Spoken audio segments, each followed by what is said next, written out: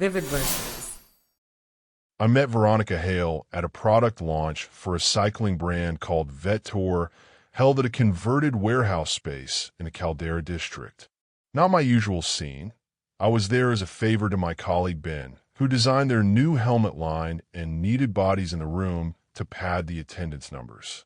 I remember standing near the bar, nursing a sparkling water with lime, watching the crowd cycle through the free drinks and the carefully lit display stands, when she appeared at my elbow and said, without preamble, "You look like the only sober person here who's actually thinking."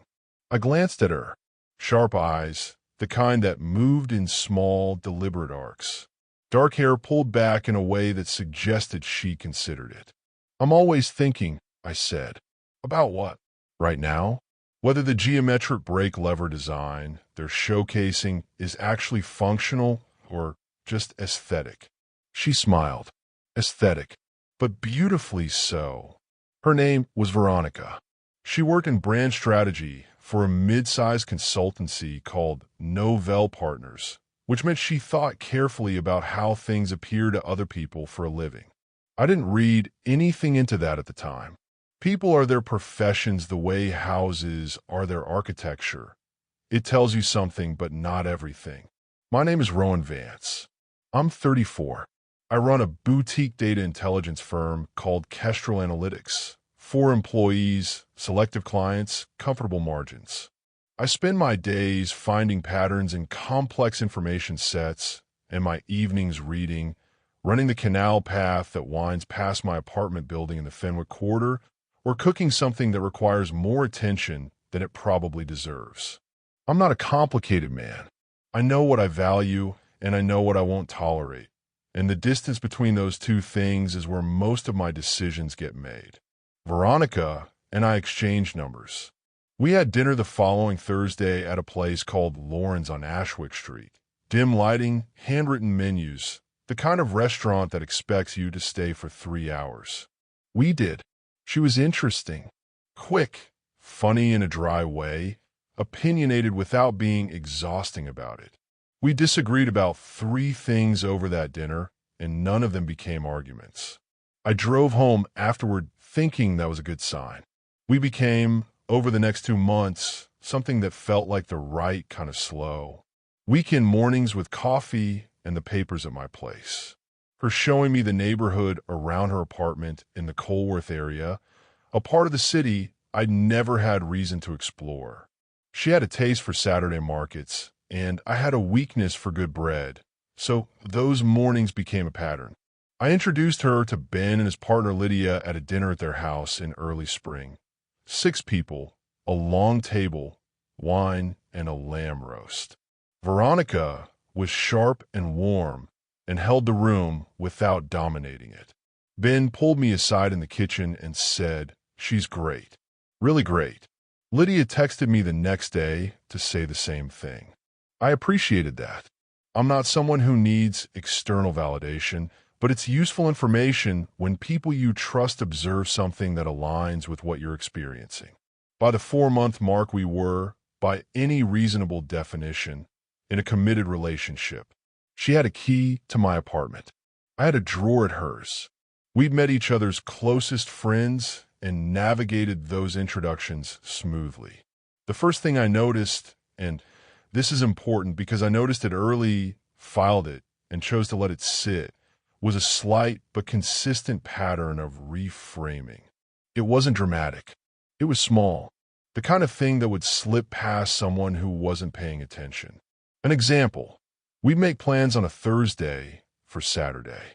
Something specific, dinner somewhere or a film.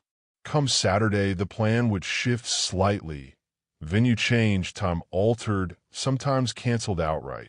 And when I mentioned we'd agreed on the original plan, Veronica would tilt her head in a way I came to recognize and say something like, "I thought we said we might do that."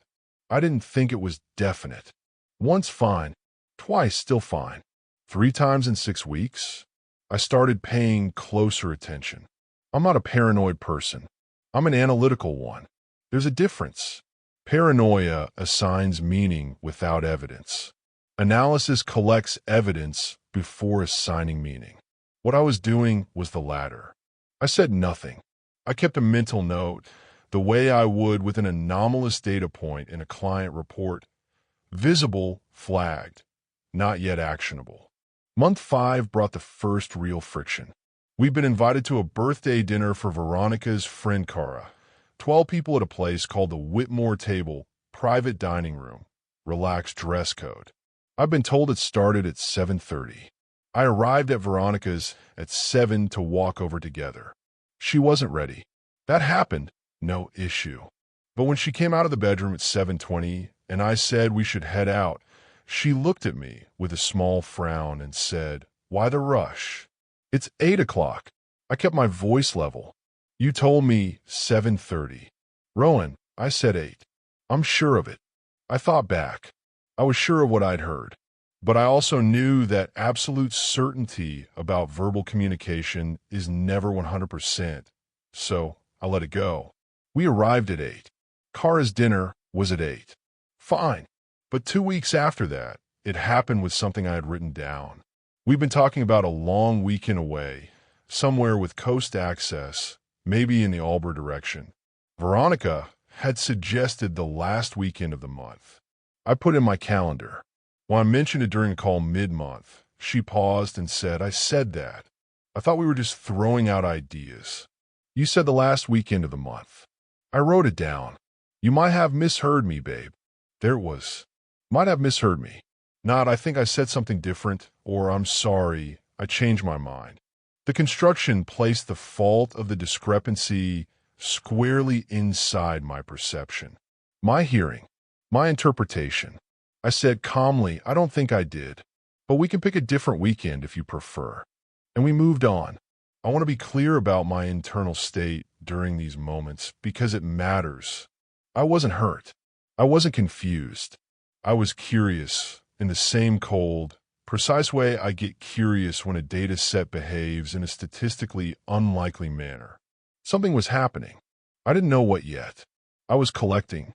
There was a Sunday in late spring where we were at my apartment, and I was working at my desk. Nothing urgent, just reviewing a client brief, and Veronica was reading on the sofa. After a while, she came over and looked at my screen and said, "You always do that. You always work when I'm here." I turned to my chair to face her. "This is the first time I've worked while you've been here." She crossed her arms. "Last time I was here, you did it too. Last time you were here, we watched a film, and I made dinner. Before the film, I thought. Before the film, I had been reading a physical book. She had been the one on her phone. I was reading Veronica." She shrugged. "Reading, working, you were checked out." I looked at her for a moment. "You were on your phone. That's different." I didn't argue. I looked back at my screen, finished what I was doing, about 8 minutes, and closed the laptop. "Done," I said. "What do you want to do?" She seemed satisfied by that. But I wasn't. Not in a wounded way. In a noticing way. Something was being tested. I wasn't sure what the test was, but I was increasingly sure it was deliberate. By month 6, I had a clear picture in my mind that I could articulate, even if I hadn't articulated it to anyone else yet. The pattern was this. Veronica would state a version of past events that subtly shifted responsibility, memory, or fault in her direction. When I calmly stated the contrary version, which was accurate, she would either intensify the reframing or become mildly wounded, as if my refusal to accept her version was itself a form of unkindness. There was no anger from her, no dramatic confrontation. It was administered in small doses, the way certain compounds are harmlessly calibrated to stay below the threshold of visible reaction while accumulating steadily. The goal, as far as I could determine, was to make me doubt my own accurate recollection, to create a version of me who deferred to her account of things as a matter of course, who could be redirected. I want to be careful here, because I'm not someone who leaps to villainizing. People are complex, and bad behavior in relationships is often the product of fear, history, unresolved patterns, and things that have nothing to do with the current person in front of them. I wasn't angry at Veronica, but I was watching. The dinner party at Margot and Theo's place in the Keswick Road area was the clearest moment yet. Margot was a colleague of Veronica's. 8 people, a terrace, very good food from a woman who treated cooking the way I treat data, precision as a form of respect. Theo was an architect. We talked for a long while about structural low mathematics, which sounds niche but was genuinely engaging. On the drive back, Veronica said, "You ignored me all night." I drove. I processed. I don't think that's true. You talked to Theo the entire time. We talked for maybe 40 minutes. You were in a conversation with Margot and Priya for most of that. I kept looking over, and you were just... Veronica. My voice stayed flat. Calm. I introduced you to Theo. I included you in the conversation twice. You didn't want to talk about load calculations, which is completely reasonable. So you went back to Margot. I paused. I was not ignoring you. She was quiet. If you felt disconnected from me tonight, I'm sorry you felt that way. But I didn't ignore you. She made a small sound that might have been the beginning of a response, and then said nothing. When we got to her apartment, she seemed fine. Kisses, easy conversation over tea, everything apparently normal. As if the exchange in the car had been reset. I drove home at midnight with a very specific feeling in my chest. Not anger, not hurt. Clarity. She hadn't succeeded in making me feel guilty about something I hadn't done. She hadn't made me apologize without cause. I'd been precise and fair, and she'd stood down. But the test had been run, and I knew it now as surely as I knew anything. I thought as I parked in the Fenwick Quarter garage and took the stairs up to the 4th floor. How long has this been the design? It was a Saturday in early summer. I remember because the light came in at an angle through the kitchen window that only happens at a specific point in the season, when the sun has tilted enough to clear the building across the street. I was making breakfast. Veronica was at the kitchen table with her coffee, and we'd been having what I thought was a calm, pleasant morning conversation about whether we wanted to do anything that day. Then she said casually, "You've been really distant lately." I put the spatula down. Deliberately, I turned to face her.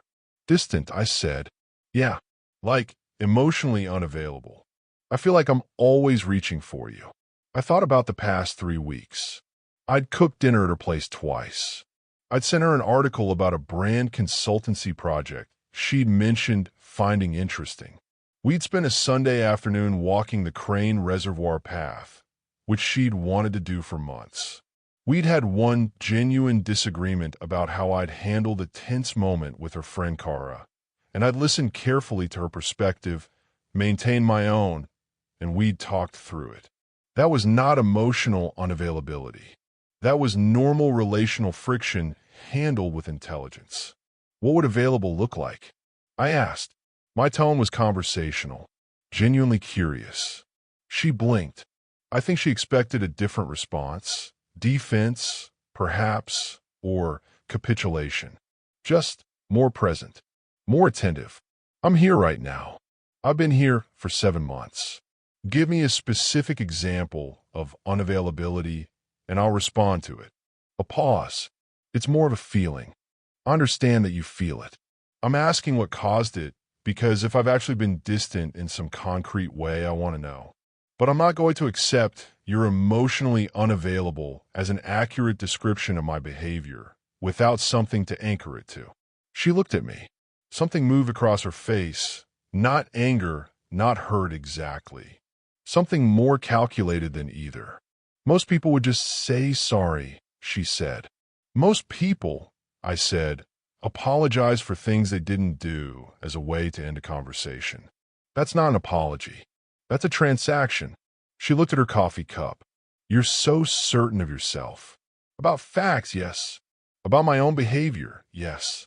I try to be accurate, not just confident. I turned back to the stove. If you have a specific example, I'll genuinely consider it.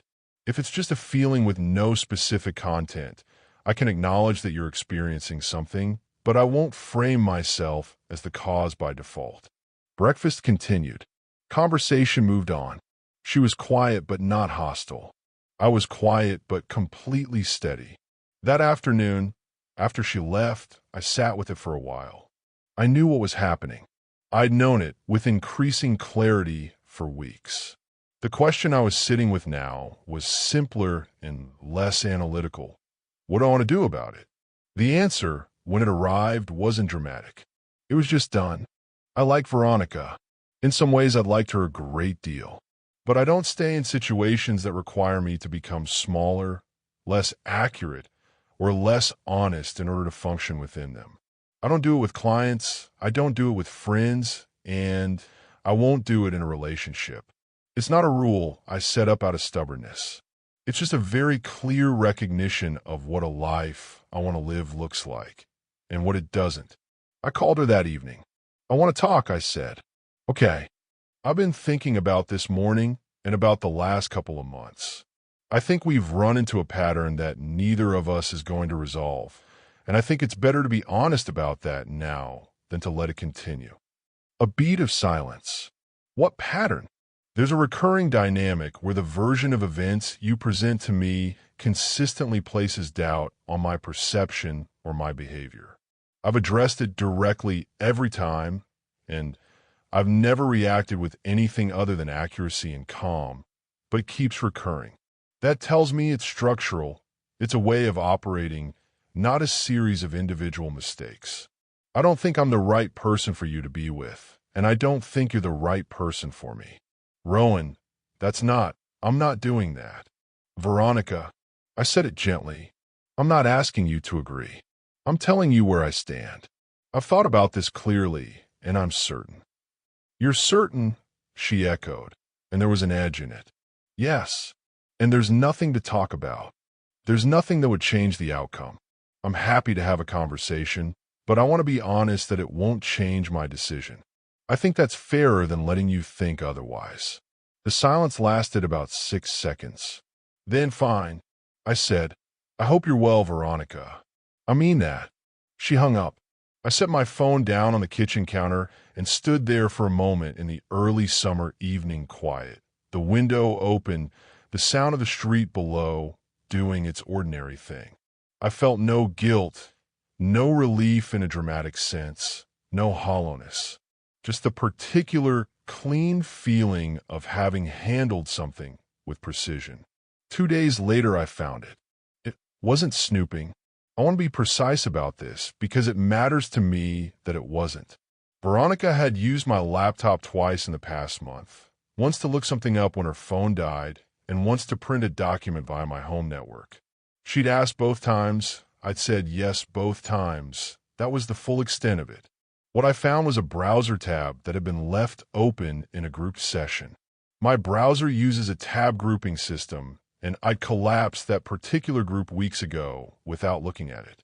When I was clearing up old sessions, something I do periodically, maintenance habit, expanded it and saw it. The tab was open on a private forum.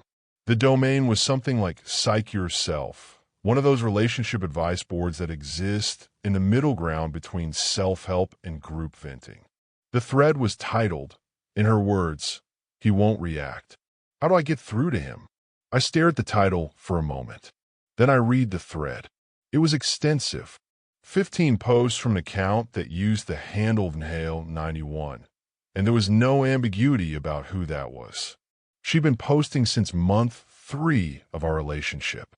The posts contained details that were explicitly, unambiguously private. Conversations I'd had with her in confidence. Specific things I'd said during disagreements. The content of a discussion I'd had with her about my work stress during a difficult client period, something I'd shared with her, and only her. My apartment's layout, my schedule patterns, and the responses. I read those too. Anonymous users with handles like QRational, HeartLogic Pro, Avoidant Decoder had replied with detailed tactical advice. Not relationship advice in any healthy sense. Specific, strategic advice on how to produce emotional reactions in a person they'd identified as having dismissive avoidant tendencies and hyperlogical deflection patterns. The advice was specific Introduce doubt about small things first. Make him question his memory on low-stakes events so that the pattern normalizes before you move to higher-stakes ones. If he doesn't react emotionally, reframe that as coldness. Tell him he's unavailable. Frame his calm as a symptom of disconnection. I read it twice, not with rage, not with the kind of hurt that sits in the throat and wants to come out loud, with a very still, very complete understanding of what I was looking at. She had crowdsourced how to manage me.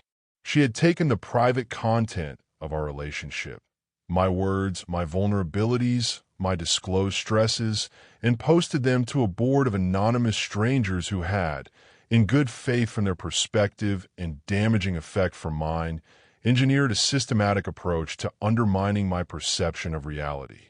Every single thing she had done that I'd logged as a pattern made sense now. Not in a paranoid, retroactive way. In a clean, architectural way. The blueprint was right here on my screen. The plan, the source, the execution. I spent a few minutes simply sitting with it. A mental inventory. She'd posted our arguments word for word. I'd said things to her in private that now existed in a thread accessible to dozens of strangers. She'd posted the specific thing I'd told her about a period 2 years ago when I'd struggled with burnout, something I hadn't told more than 3 people in my life. There it was, in a forum post, with a response from a avoidant decoder who'd said, "That's gold. That's real vulnerability. Bring it back up in a conflict to show him you know him. It creates intimacy pressure." I closed the tab.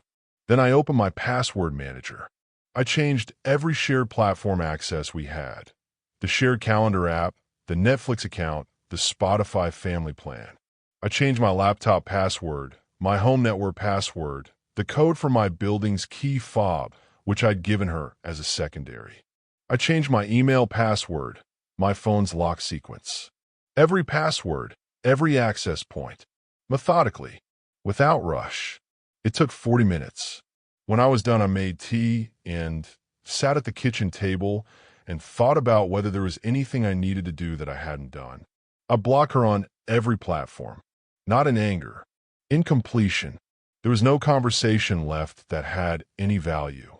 She hadn't just behaved badly in the relationship. She had deliberately, repeatedly violated the privacy of the most personal material I'd shared with her and deployed it as a weapon against my own sense of self with outside coaching. That wasn't a misunderstanding. It wasn't fear or insecurity playing out messily. It was systematic, and it had been going on for months. I felt no desire to call her. No desire to send a long message explaining what I'd found, what I thought of it, how it made me feel. The only person who deserved that precision was me, and I was already giving it to myself, sitting in the quiet kitchen, being honest with myself about every part of what had just occurred. Ben called me on Thursday. He'd heard through mutual contacts.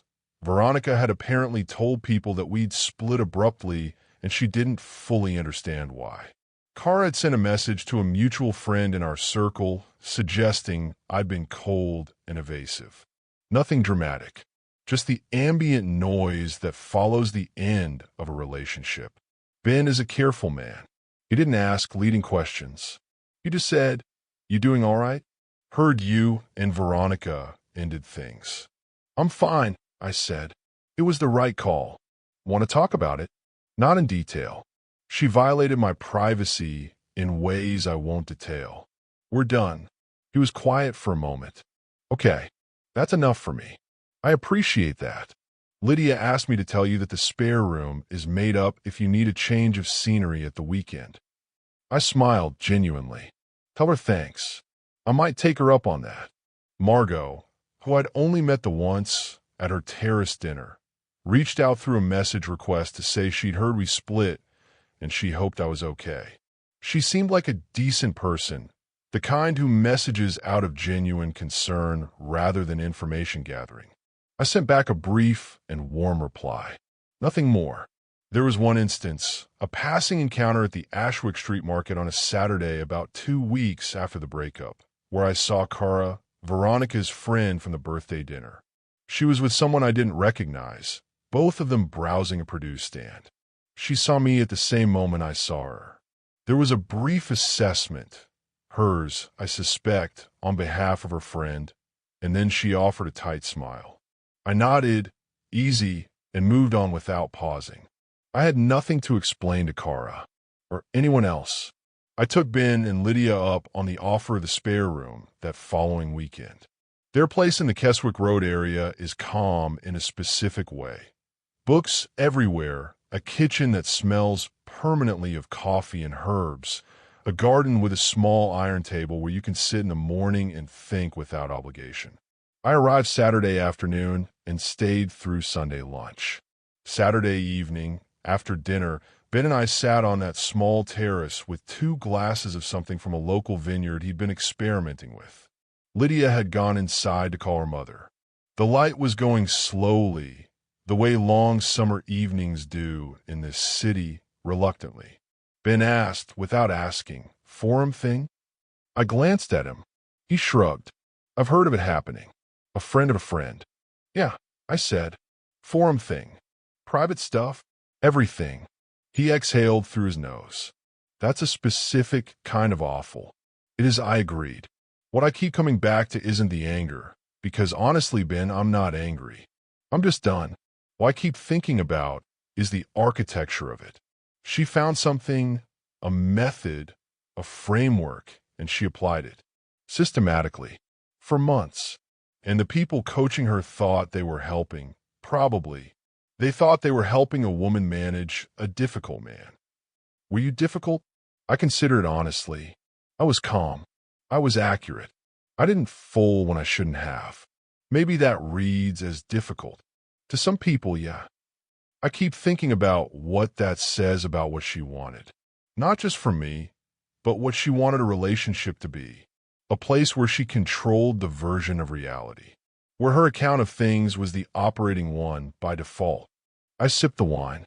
That's not a relationship. That's an installation. Ben nodded slowly. What do you need? I thought about it. Actually thought about it, rather than deflecting. Nothing, actually. I've handled everything I needed to handle. I found it, I understood it.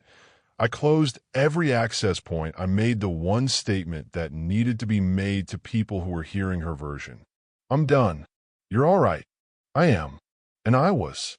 That's the true and accurate part of this. Not the dramatic part. Not the justification part. I genuinely was all right. The situation had been exactly what it appeared to be. I had responded to it exactly as I chose to, and the outcome was the one I decided on. There was nothing unresolved. I did sit with one question that weekend, and I'll be honest about it. Had I missed this earlier than I could have? Not whether I'd missed it, I hadn't, but the timing. Month 3, she'd started posting. The patterns I'd noted in month 4. By month 5, I'd had a clear read on the behavior, even without knowing its source. I'd chosen not to act on it yet, not out of denial or hope, but because I was collecting, being precise, not making a call before I had to. Could I have moved faster? Perhaps, but faster would have meant acting on intuition before evidence, and that's not how I want to operate. It's how people get it wrong. What I came to, sitting on Ben's terrace as the light finally gave up and the first stars cleared the rooftops, was this. The relationship had been interesting while it was what I thought it was. The work she'd put into trying to reshape my perception, the resources she'd pooled, the strategy she'd deployed, was in a strange way a kind of confirmation. She'd needed all of that to make no progress. Because I'd never moved. Not because I was rigid. Not because I was cold or unavailable or any of the coded language the forum users had applied to me from a thread of selected information. But because I was accurate. I knew what had happened and what hadn't. I knew what I'd said and what I hadn't. I knew who I was in those moments, and the knowing wasn't arrogance. It was simply a refusal to let the map be redrawn. There's something almost strange about that. It means the whole operation, months of it, the postings, the tactical advice, the careful execution of scripts developed by strangers who'd never met me, was predicated on a fundamental misunderstanding of who they were dealing with. They'd assumed I could be redirected if the pressure was steady enough.